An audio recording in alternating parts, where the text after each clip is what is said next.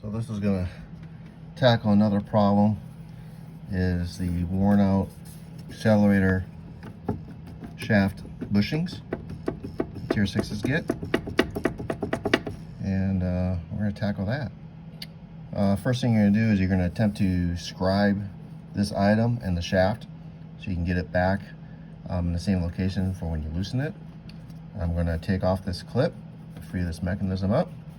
I'm going to remove this spring, and then we'll proceed from there.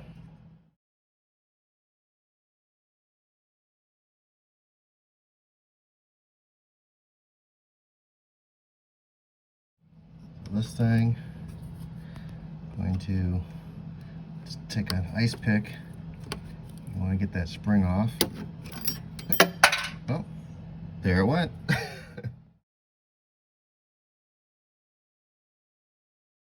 It's really hard to try and mark that shaft, I'll tell you. But so right now the gas pedal is sitting against the back of the bulkhead on the inside, and I did mark the vertical line up here just to see if it'll survive. So I know that's the top, and I'm noticing that this shaft lever is on this side is pretty much perfectly plumb, and these are all indications about where this thing needs to be relocated once we remove it. I sprayed some lubricant, you know, some to free up the nuts and bolts down here a little bit. I'm just letting it soak in right now. So next thing, you want to loosen this up, and you're going to put a 1/2 inch on this and break it free and loosen up. You don't need to remove all the nuts and bolts at this time. Just got to get it loosened up so that that thing will hopefully slide on the shaft is the goal. That way when you slide this out, you're going to slide it right off. So again, just loosen it up. Leave everything on there. So you got it loose, but the nut's still on there. You're going to want to grab this and just kind of just wiggle it, shake it. Eventually, you know, you want to see it. You want to see it moving around like this. So as soon as it breaks free from its rust or whatever, then you'll know it's okay to proceed to the next step. Okay, the next step is to crawl under the passenger side. Pull your carpet back. Pull this piece out.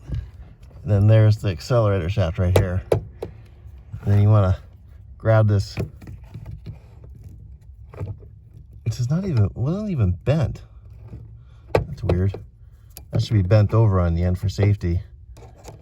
Who knows? Pull it out. Take the washer off, and then you're done at this stage. All right, next step is go under the passenger side, and you want to grab the cotter pin that's on your brake pedal. You're gonna loosen this up. This allows you to move this up, and I believe the clutch is gonna stay in play. I'm gonna play with it a little bit. I might remove this brake switch so I don't break it. I'll see if that shaft is in the way. But the idea is that your shaft's right here. You're gonna slide it out, and you're gonna push this up, the brake, this way, and then the clutch you're gonna get pushed down, or push it down with a wooden, figure out a way to rig it down, and then you should be able to slide the shaft straight out. Now things are kind of loose.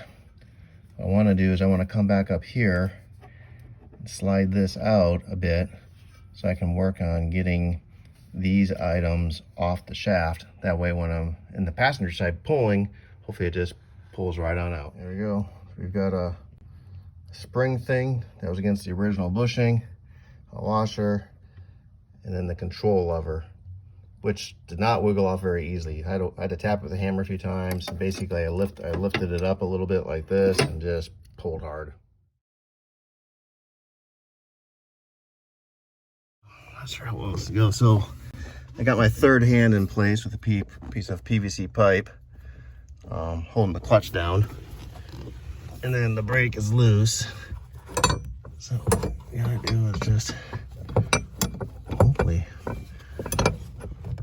work this thing out.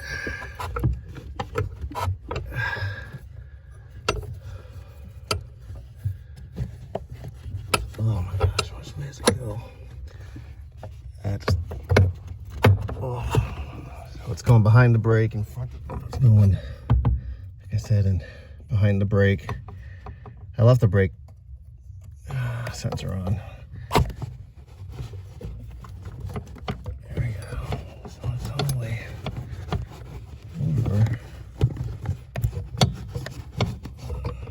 Figure out how to get a little bit more inches out of this to get this thing out. I need 2 hands for this. I'll tell you, that was not as easy as people describe it. So the key was pulling the gas pedal more forward past this foot pad. And while it's on this awkward angle, I twist and pulled, twist and pulled, twist and pulled, twist and pulled, twist and pulled, and that slid out. It's no big deal because you're pretty much destroying the bushings during that process probably. We'll see how it goes with the new bushings. But it does come out, and I just had to pull it forward. So you're in front of the clutch, you're behind the brake, and then you're pulling it forward. At this point, shipwreck's disease kicks in. So this is emery cloth. This is sandpaper for metal. I'm using the fine. And so what I did with the accelerator shaft is I wire brushed it first with a power, wire brush, and then I emery clothed it head to toe, and then I wire brushed it again, and I wiped it down with the solvent, and it's clean. It's really important you check this shaft to see if it's been bent at any point. Make sure it's straight. If your engine has been pulled, more than likely this got shoved when it was being reinstalled and may have a slight bend in it. So you want to make sure that is not the case for your shaft and make sure it's nice and straight. Try and straighten it out. At this point, there's no right or wrong. I'm going to leave it this look. I'm going to clear coat it to protect it, but you can paint it, you can powder coat it, whatever you want. I'm just going to leave it like this and just put a little clear coat on to protect it. Next thing to do is remove the old bushings, which won't be a problem on the passenger side because there is none left. There is a big, it's kind of stuck here. There is a big washer that was here. I'm assuming it's from the factory. So I've removed that, and there's no bushing to remove because apparently it's all gone. The driver's side, that bushing's still there, and it doesn't. You're gonna just get it out however you can get it out because you can't destroy it. Looks like they've welded a washer to the firewall here for support, so that's just gonna stay there.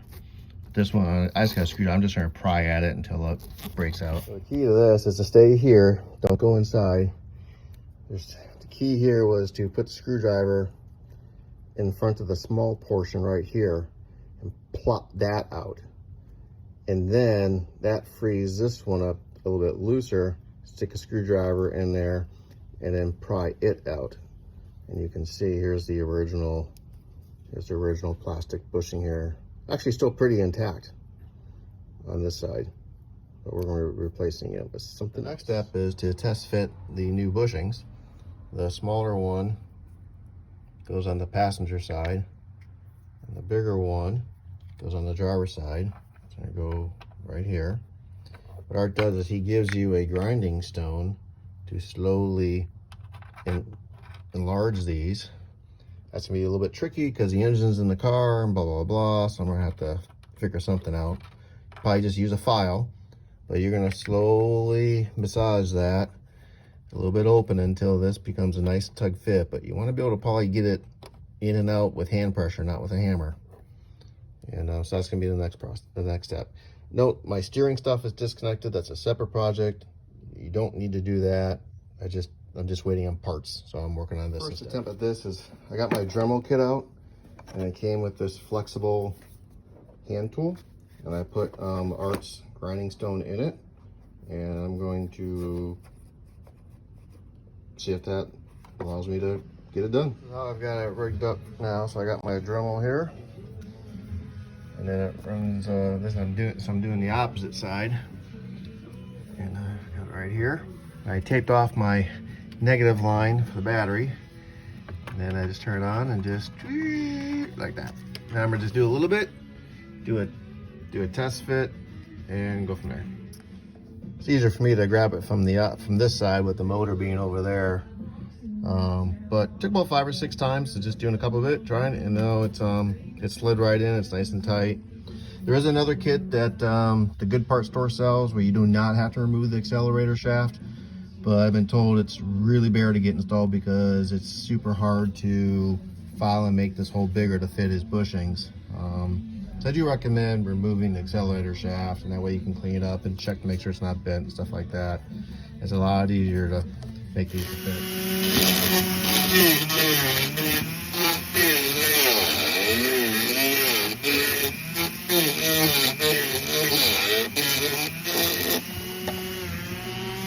I've done it, I think, 4 times now. This is the shorter one.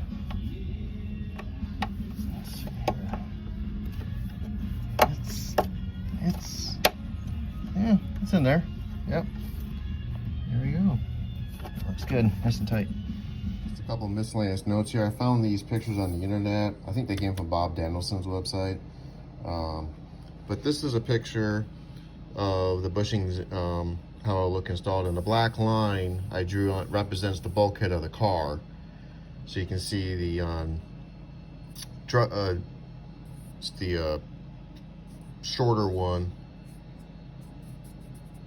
the spring and the washer and the control arm, and that goes. And then you can also see it here on the driver's side, the longer one goes here, and then this retainer ring is now Delrin, it's not metal. And then on the shorter side, see right here, right here, and here's the bulkhead, here's by the passenger's feet, and then this washer goes on the inside of the vehicle, right here. The kit comes with this cotter pin here. It's very small. It's very lightweight. I'm not going to use it because it's a little undersized and it's going to rattle around in this hole a little bit. So I'm going to switch. I got my hitch pin assortment. I'm going to switch to a hitch pin that holds on with like a spring-like tension. That way it's not going to rattle or anything, and it's a little bit and be easier to remove if I need to in the future versus trying to unbend a pin you know, underneath the dash there. Housekeeping is I did remove both the bushings temporarily. I put some paint on a Q-tip and I just lined it on the inside. Since it's raw metal because of the grinding stone, I just wanted a little extra protection there. And then I'm going to push the passenger one that's shorter back in. I'm gonna figure out a way. I gotta leave this one out. I'm pretty sure there's no way I'm gonna get that shaft in there with that installed. That shaft has to go in very crooked, and I'm gonna need that big hole to get it through, in my opinion. So I'm gonna try that in a few minutes here. And then this, of course, I polished up the best I could. It came out almost chrome-like in some areas. I taped off with blue tape, you know, where the bushings are going to go. So there's no paint in those areas, but the rest of it's got a coat of clear coat on it. This came out pretty nice looking. I'm just going to leave it as is. So I got the third arm in place. Got this through the hole. And it's going down a lot easier than it came out, I'll tell you that. There you go. So that's an approximate location there. Now we can work on putting everything else together. Oh, I'm gonna go ahead and put the brake pin back in and my hitch pin, so I don't forget about it. So we're gonna do that now. The other items associated with this project, this retainer clip and the spring. These I painted black, put a little clear coat on them.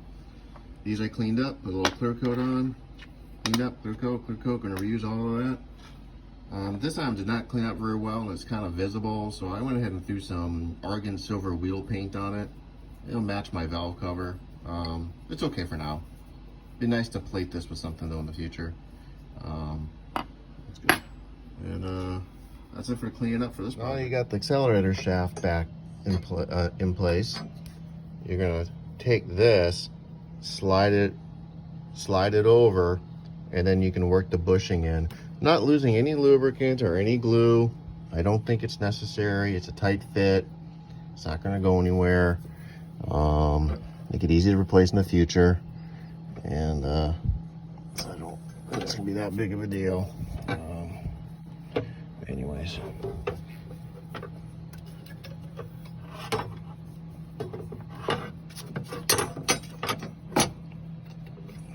I may need to tap this a little bit. We'll see. Oh, no, no.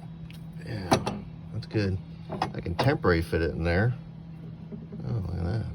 That fits nice and snug. That's going to be a big improvement. All right, so now you're going to pull this loose a little bit, and you're going to work on putting the other stuff in the other end. When I took this thing apart, I took off this is what was on the shaft with the springless washer. And looking at the pictures on the internet and this picture, you can see washer, spring, washer. So I think one of my washers is missing. So this is what was inside the passenger compartment, was this mess here. And this one clearly wasn't done by the factory. What I'm gonna do is I'm gonna take this one here that was inside, clean it up, and use that to couple the spring washer. So it'll look like that. That should get it back to what I believe is gonna be the factory correct configuration. And then on the inside, that big Delrin washer is going to replace stuff. Very important step here is you want to get your retainer ring on before you do anything else. You're going to slip that on the end here and push it all the way down to the other end. Next time is we're going to test fit this control arm. And I wasn't able to mark it very well. This rod is very hard. But I know this should be basically vertical when this is resting against that bolt in the back of the bulkhead. And so anyways, so I got where I want it. And then I'm going to start, you take your left hand and you hold on to it back here. And you take your right hand and just kind of wiggle it, pushing that way, back and forth, back and forth, back and forth, and it will work its way up the spline. I'm going to adjust this later once I get everything together. So next, I've slid that thing up a little further, give it a little working room here for right now, but the alignment's staying in place. And then I'm going to put my washer, spring washer on next.